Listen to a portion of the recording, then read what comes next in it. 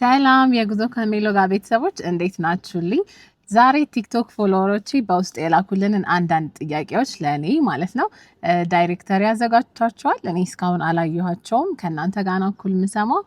ስለዚህ የሚመለስ ከሆነ እየመለስን የሚዘለል ከሆነ እየዘለልን እንቀጥላለን። የዛሬ ቪዲዮ በዛ ዙሪያ ነው የሚሆነው። ታዲያ እናንተም ሰብስክራይብ፣ ላይክ፣ ሼር እያደረጋችሁ እዩ። እናመሰግናለን። አብራችሁን ቆዩ።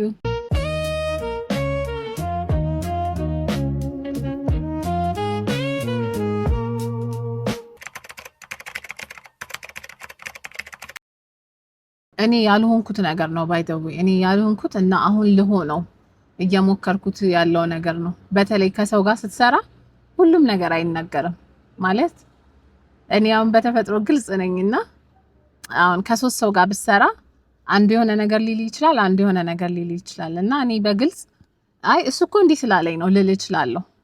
እና ቢዝነስ ላይ ግን በዝምታ የሚታለፉ ብዙ ነገሮች አሉ። አሁን አንዳንድ ሰዎች በማግኘት ምናምን ውስጥ እኔ ረጅም ጊዜን ብቻዬንም ስራ ሰራው የግል ስራዎች ነው እንጂ ከሰው ጋር መስራት ምናምን እንዴት እንደሆነ አላውቅም። ግን ልክ እንዳልሆንኩኝ ከሰዎች ፊት አለ አይደለ ሰው በደንብ ለማንበብ ሞክራለሁ። ከዛ አንግል ካየሁት ከሰዎች ጋር ሲሰራ ሁሉም ነገር አይነገርም። ላይክ በዝምታ ብዙ ነገርን ማዳመጥ ብናበዛ በቃ በደንብ ብናዳምጥ ትንሽ ብናወራ ብዬ አስባለሁ። የመለስኩት ይመስለኛል። እኔ እንጃ።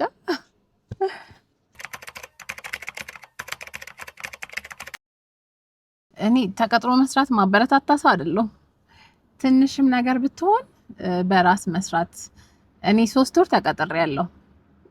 እሱንም አባቴ ጋር ነው የተቀጠርኩት። ግን ነፃነት የለውም ማለት እንደውም የኔም አባት ስትሪክት ስለሆነ ነው። በእርግጥ ከቤተሰብ ጋር ስትሰራ እንደፈለክ ወጥተህ ገብተህ ምናምን አይደል የሚታሰበው። እኔ የነበረኝ ኤክስፒሪየንስ ግን ከሰራተኛ ቀድሜ ነው መግባት ያለብኝ። ምክንያቱም እኔ ላይክ እንዴት ነው ሞዴል ነው መሆን አለብኝ እንጂ ከሰው እኩል ሳይሆን ከሰው በፊት እንድገባ ኤክስፔክት ያደርግ ነበር አባቴ ምናምን እና ትንሽ ስትሪክት ነው። በቃ እያንዳንዱ የሚሄድበት ቦታ ምናምን እንደ ቤተሰብ ሳይሆን ቢሮ ስንገባ እንደ ሰራተኛ ነን እና እኔ ከአባቴ ጋር እየሰራው ሳይሆን በቃ የሆነ ድርጅት ተቀጥሬ እንደሆነ ነው እኔም ስትሪክት ሆኜ ለመስራት መሞክረው እና ያ ጥሩ ነገር ነው፣ መጥፎ ነው እያልኩ አይደለም።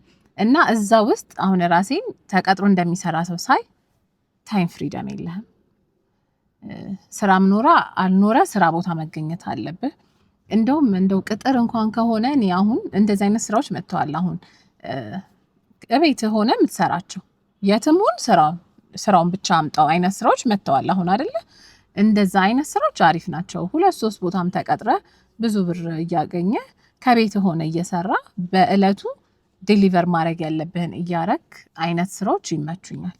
ቅጥር ግን ትንሽ ኢቨን እኔ አሁን እንደዚህ ሜትር ታክሲ ስራ ላይ ራሱ ሆኜ ከስራ ወጥተው ገብተው በቃ አለቃቸውን ሲከተክቱ ምናምን አብሮ የሚሰራቸው ፓርትነር በቃ ያነደዷቸውን ሲያወሩ ምናምን አንዳንዴ እኮ ጥሩ ነው ይሄ ስራ ላለው ገብቷል። ከማንም ጋር ያገናኛል። በእርግጥ ከከስተመር ጋር ያገናኛል፣ ግን ያን ያህል ፐርሰናል አይሆንም። ሲወርድ አለቀ በቃ።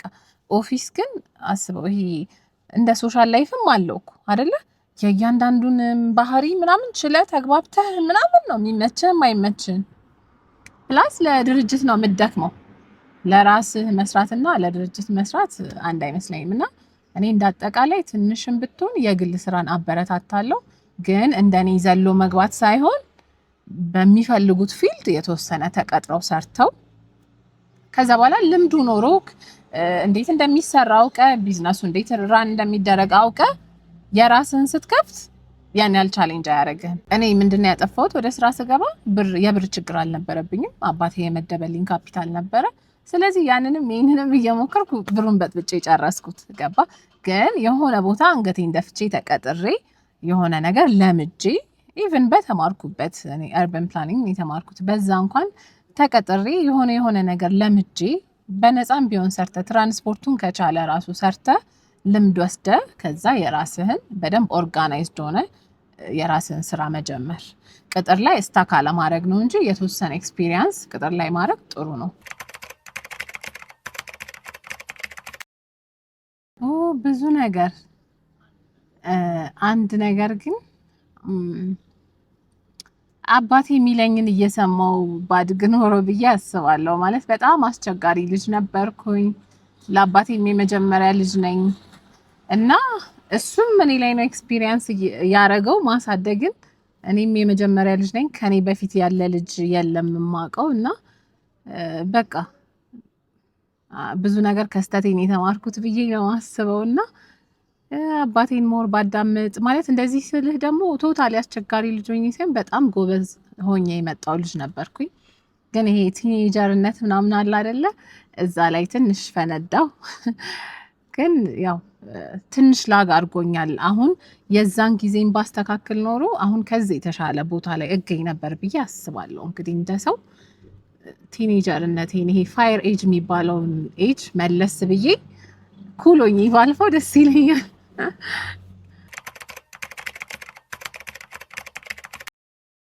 የሜትር ታክሲ ቢቆም እንግዲህ እኔ ምን እሰራለሁ? ያው መኪና አከራያለሁ። አሁንም እናከራያለን መኪና አከራያለሁ። ያው ቲክቶከርም ሆኛለሁ። ዩቲዩብም አለ። አሁን ብዙ ኦፕሽን አለ፣ እግዚአብሔር ይመስገን።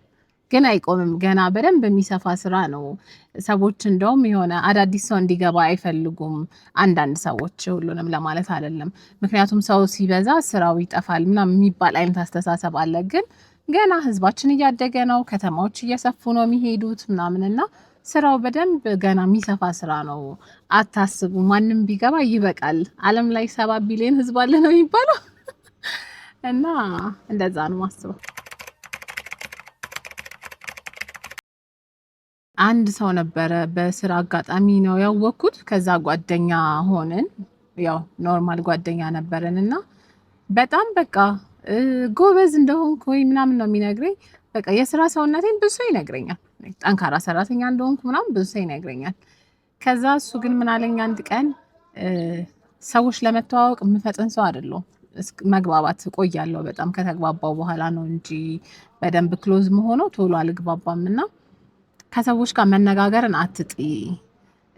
በምን ኮኔክሽን ህይወትሽን የሚቀይር ስራ እንደምትሰሪ አታውቂውም። እና መግባባት ምንም ማለት አይደለም። ሰዎችን ተዋወቂ። ላይክ ኢግኖራንት አትሁኝ አይነት የለም። ሰው ሊተዋወቅህ ከመጣ ተዋውቀ በምፈልግበት መንገድ ታስኬደዋል። ዞሮ ዞሮ ሰው መተዋወቅ ያው ይጠቅምሻል ምናምን ከስራ አንጻር ነው እሱ ያየው። ግን እሱ ባለኝ መንገድ ሞክሬው የሚገርምህ አንዴ ስልኬን ተበልቻለሁ። እሱም በሌላ ታሪክ አየህ፣ መጥፎም ሰው ይገጥምሃል። በብዛት እኔም አሁን ማቀርባቸው የሿሿ ታሪኮች ሰዎች ስራ ለመስራት ጉጉት ውስጥ በምንሆንበት ሰዓት ነው ሌቦች ደግሞ የሚያጠቁን እና በእንደዛ አይነት ሁኔታ እኔም በቃ እንዴ ይህን ሰውማ በቃ ልተዋወቀው ላውራው ምን ችግር አለው የስራ ሰው ነው መሰለኝ ምናምን እና ያቺን ምክር አስታውሼ ማለት ነው።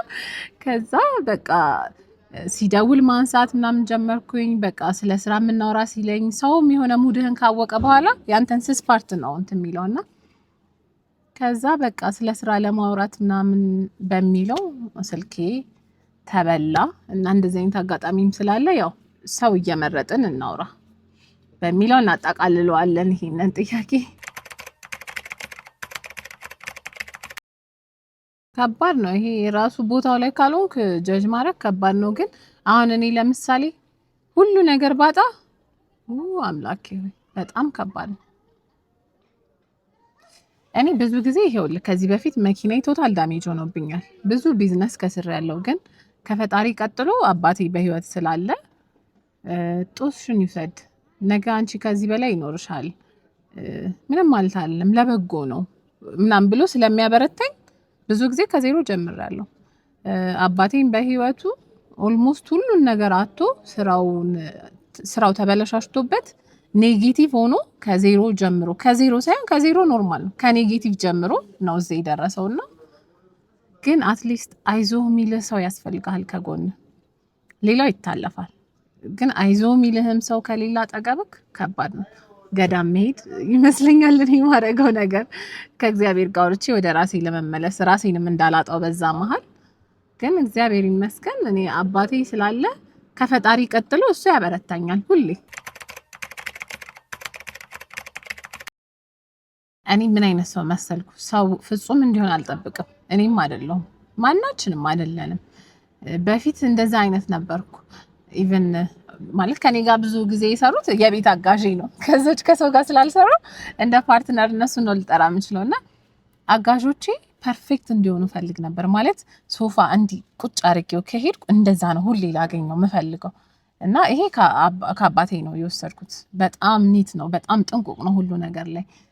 ከዛ በቃ ሲያጸዱ ምናምን ካንጋተቱት ለእኔ ኢሹ ነው ለመነጋገሪያ ከእነሱ ጋር እና የሆነ ሰዓት ግን ያው ስታድግም ልምድም ምናምን በተለይ ልጆቼም ከመጡ በኋላ እነሱ ቴኬር እንዲደረጉ ነው የምፈልገው ሞር ከቤቱ በላይ እና ያ ነገር ግንኙነትህንም ስሙዝ ያደርገዋል። ፕላስ ደግሞ እኔም ፐርፌክት አይደለሁም። ከዛ ወደ ራስህም ታይለ ሰዎችን ስናገር እኔስ ምን እያደረኩ እኔም ፐርፌክት አይደለሁም በቃ። ስለዚህ ሰው ፐርፌክት እንዲሆን አልጠብቅም፣ ግን ሰዓት በቃ በጊዜ መገኘት፣ ባለፈው ያረፈድከውን አንደርስታንድ አድርጌያለሁ።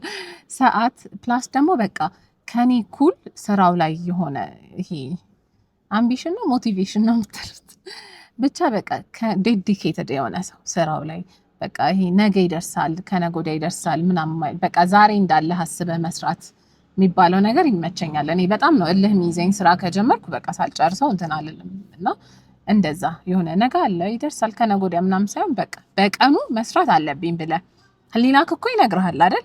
ዛሬ ሰነፍ ሆኜ ነው ያልኩት ምናምን ሊል ይችላል ህሊናክ ሰው ባይነግርህ። ስለዚህ በቃ መስራት ያለብንን እርሊ ቀድሞ መገኘት ስራ ላይ። ከዛ ውጪ በግልጽ መነጋገር በቃ ዋናው። እኔ አሁን ከሰው ጀርባማ አላወራም ፊት ለፊት ነው ማወራው። እንደዛ አይነት ማይመቸው ሰው ሊከብደው ይችላል ከኔ ጋር። ግን በቃ ፖዚቲቭሊ ነገሮችን ፖዚቲቭሊ ነው አንደርስታንድ ለማድረግ ነው ሞክረው። የምናገረው የተሰማኝን ሪል ነው። ገብቷል? ለምሳሌ አርፍደ እኔ ጋር ምንም ካላበሳጨኝ አላበሳጨኝም ነው። ካበሳጨኝ ፊቴን አይተህ ታውቀዋለህ። ገባ? ስለዚህ በቃ ኦፕን የሆነ ዲስከሽን ሰላማዊ የሆነ ነገሮችን ፖዚቲቭሊ አንደርስታንድ ከሚያደርግ ሰው ጋር ብሰራ ደስ ይለኛል። ሮል ሞዴሌ አባቴ ነው። ማለት የልጅነት ልጁም ስለሆንኩኝ 24 ዓመቱ ላይ ነው ሲወልደኝ።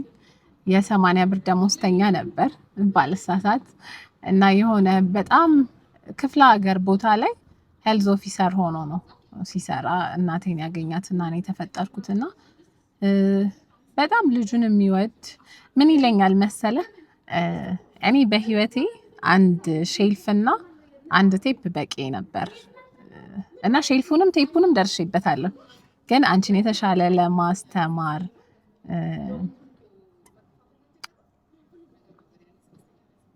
ስሜታዊ ይሆናል ነው እንግዲህ እና አንቺን የተሻለ ለማስተማር አንቺን የተሻለ ለማልበስ ስል ነው እዚህ ደረስኩት ብሎኝ ያውቃል።